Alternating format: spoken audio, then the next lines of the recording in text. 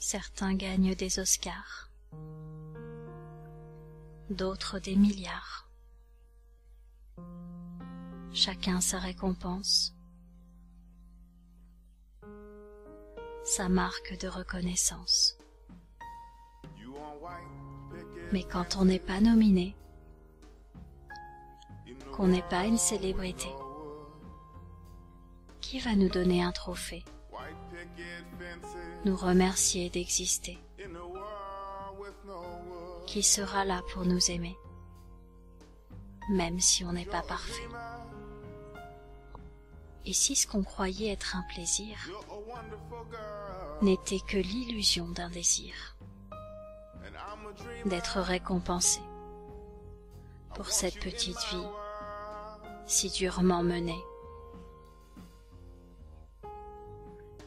Quand on allume la télé, on nous fait croire que manger est la seule belle image méritée pour le 10 sur 10 qu'on a eu en dictée. Si on nous retirait le plaisir de manger, quel plaisir il nous resterait si la vie se résumait aux factures qu'on a à payer? Quelle carotte nous ferait avancer si la nourriture n'était plus là pour nous motiver? Comme le morceau de sucre donné à l'animal dressé, le bout de viande à l'animal dompté, la banane à l'éléphant et les sardines au dauphin blanc. Et si la vie était une grande supercherie et que l'animal de cirque n'était pas celui qu'on croit, mais celui amadoué par l'estomac, s'il existait des milliards d'autres plaisirs auxquels nous avions droit, et que la nourriture retrouvait sa fonction première, de nourrir le corps comme il se doit, si la nourriture redevenait l'essence du corps, au lieu d'être le carburant du surpoids, sans doute que nos vies se transformeraient, et que nos yeux se tourneraient vers d'autres intérêts. Mais vous êtes seul à décider de cesser d'être conditionné entre les pubs qui vous donnent envie de manger et les magazines de mode qui vous font culpabiliser, afin que vous ressembliez à des photos retouchées.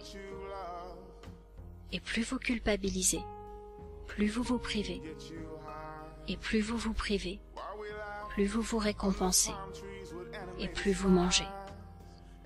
Que diriez-vous de sortir de ce cercle sans fin et de retrouver un corps dans lequel vous vous sentez bien, si vous redeveniez ami et que vous lui donniez le meilleur, si vous chouchoutiez votre vie pour éviter de recommencer la même erreur? Votre corps a besoin d'amour plus que de petits fours. Votre corps a besoin d'attention plus que de collation. Votre vie a besoin de temps pour vous plus que de noix de cajou. Votre corps a besoin d'exercice plus que de mayonnaise et d'écrevisses. Alors changez. Il est temps de vous métamorphoser et de vous respecter. Apprenez à vous aimer, à vivre sans vous justifier et à exister en devenant qui vous cachiez, qui vous êtes vraiment. Il ne faut pas mincir pour être heureux. Il faut être heureux pour mincir. Votre objectif n'est pas de perdre des kilos. Votre objectif, c'est de gagner du bonheur. Alors visez droit, en plein cœur.